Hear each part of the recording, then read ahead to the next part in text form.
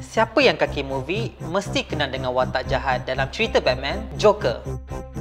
Jahat, tidak berperi kemanusiaan dan selalu cuba merosakkan keamanan Gotham City.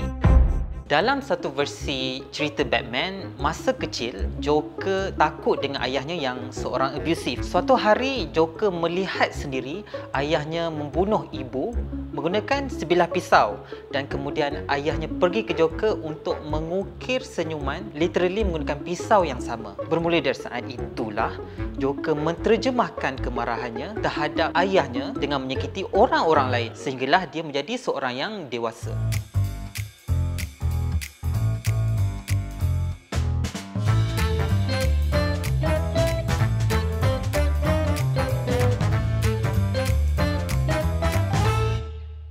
Hai, saya Zuma. Cerita ini buat saya terfikir sejauh mana pengalaman buruk yang jadi semasa kita kecil boleh memberi trauma kepada kita sampai kita dewasa. Boleh bagi kesan kepada kita daripada apa yang kita akan jadi sehinggalah cara kita fikir dan melihat dunia bila kita dah besar nanti. Dan macam mana kalau ia boleh beri kesan negatif kepada orang lain pula?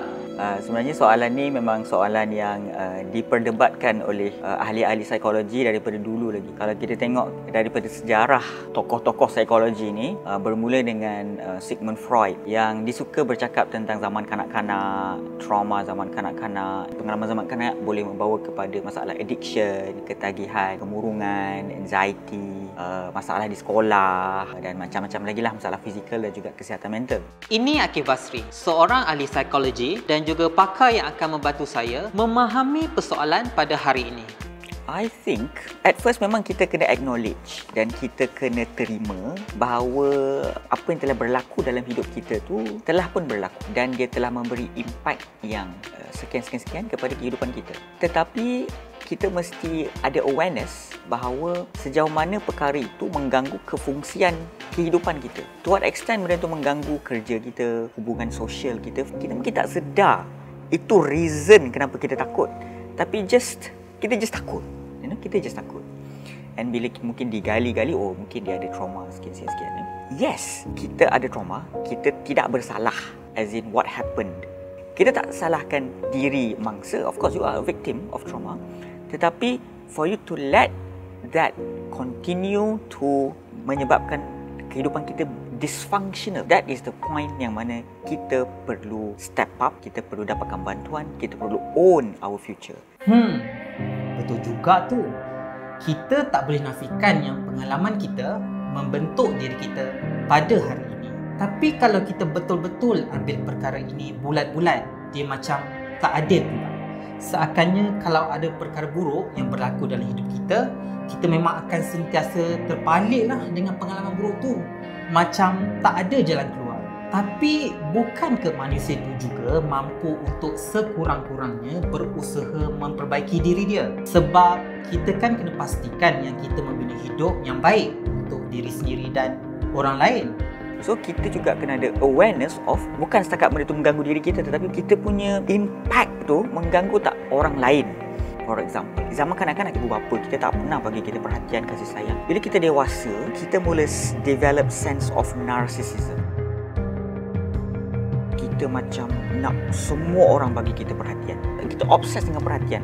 Kita obses dengan orang nak respect dan pandang kita tinggi. Narcissism, rasa diri tak pernah salah, orang lain sahaja salah, kita sahaja yang betul. Itu memberi kesan besar kepada hubungan kita dengan orang sekalian dan mengganggu kita punya kerja, kita punya kehidupan, kita punya kehidupan dengan orang tersayang. Maksudnya di sini, kita tak boleh pandang ringan terhadap pembesaran seorang kanak-kanak itu. Mungkin ada benda yang jadi pada kita tak ada apa-apa, tapi pada kanak-kanak itu sangat-sangat mengganggu pembesarannya. Secara mudahnya, dia adalah satu peristiwa yang mengganggu emosi, kognitif dan tingkah laku seorang kanak-kanak. Sehingga dia memberi kesan jangka masa panjang kepada kehidupan dia. Dan apabila perkara yang mentraumakan ini terjadi, kanak-kanak tersebut akan mengalami perubahan tingkah laku yang ketara. Persoalannya, macam mana pengalaman yang negatif itu boleh stay dalam diri seorang kanak-kanak sampai sedalam itu, sampailah mereka menjadi dewasa. Kanak-kanak tak sedar yang itu adalah trauma.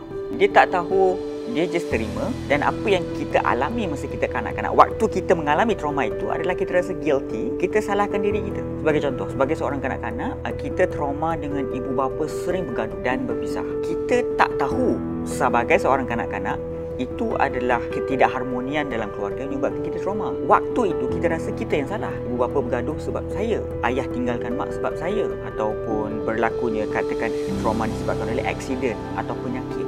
Ayah sakit sebab saya tak dengar cakap ayah. So semua benda kanak-kanak dia akan salahkan diri dia.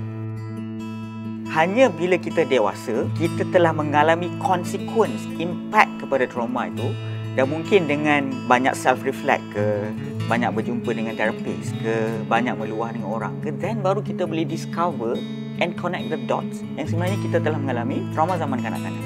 Kita boleh lihat bagaimana perkara ini ditunjukkan dalam hidup Joker. Peristiwa yang berlaku masa dia kecil meninggalkan kesan yang mendalam dalam diri dia. Melihat dengan matanya sendiri apa yang berlaku kepada ibunya dan di-abuse oleh ayahnya selepas itu merupakan satu pivotal moment dalam hidup dia.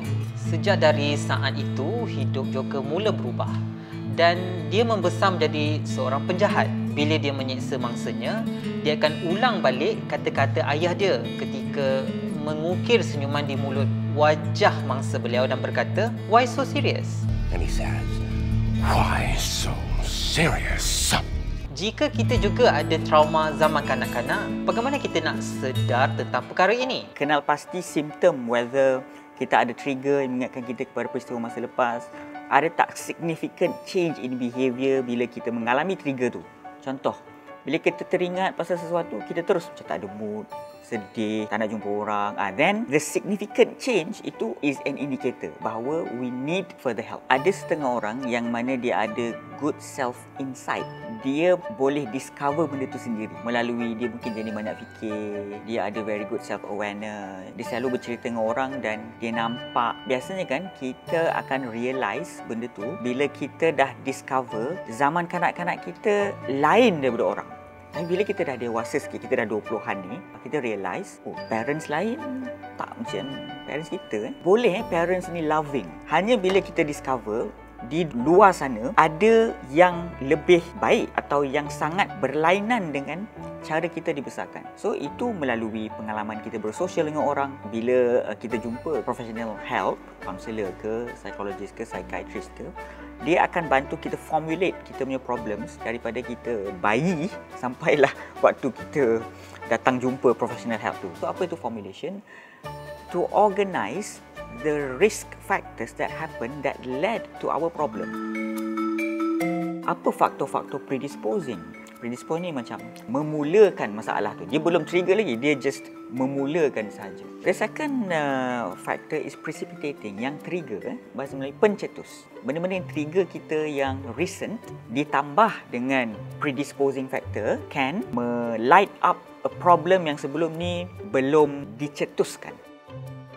These are the factors yang maintain the problem. Dia tak settle kan, dia menyebabkan api tu lagi marah. So ni kita panggil perpetuating factors, faktor-faktor yang maintain the problem.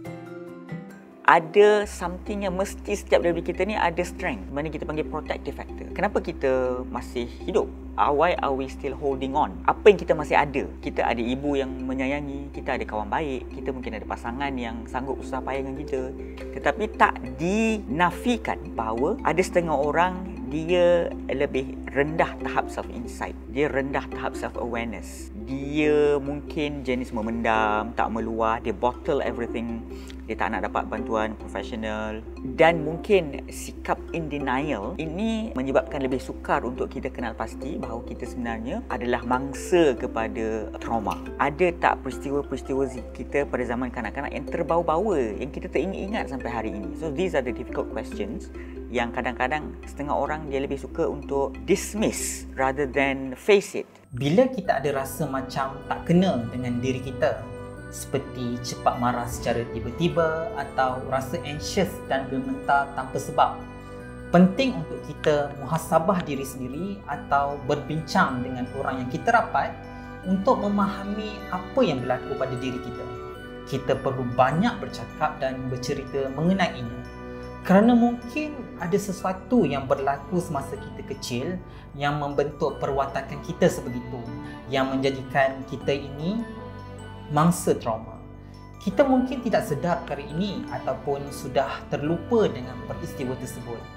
Tetapi, peristiwa tersebut sebenarnya membekas dalam diri kita sehingga ia menjadi sebahagian dari perangai dan cara fikir kita semasa kita meningkat dewasa. Sekiranya ia satu perangai yang positif, maka baiklah impak kepada orang sekeliling. Tapi bagaimana kalau peristiwa itu membentuk kesan yang negatif? Maka kita akan jadi seperti Joker. Oleh itu, kita perlu ambil berat untuk sedar apa peristiwa-peristiwa yang berlaku masa kita kecil yang masih terbawa-bawa dalam diri kita sehingga sekarang. Apabila kita sedar tentang perkara ini, kita akan lebih mengenali diri kita sendiri dan kita boleh berbuat sesuatu untuk mengubahnya. Cuba anda reflect diri anda. Ada tak perangai yang ada pada diri kita sekarang yang disebabkan dari peristiwa lampau? Nantikan bahagian kedua topik ini. Bye!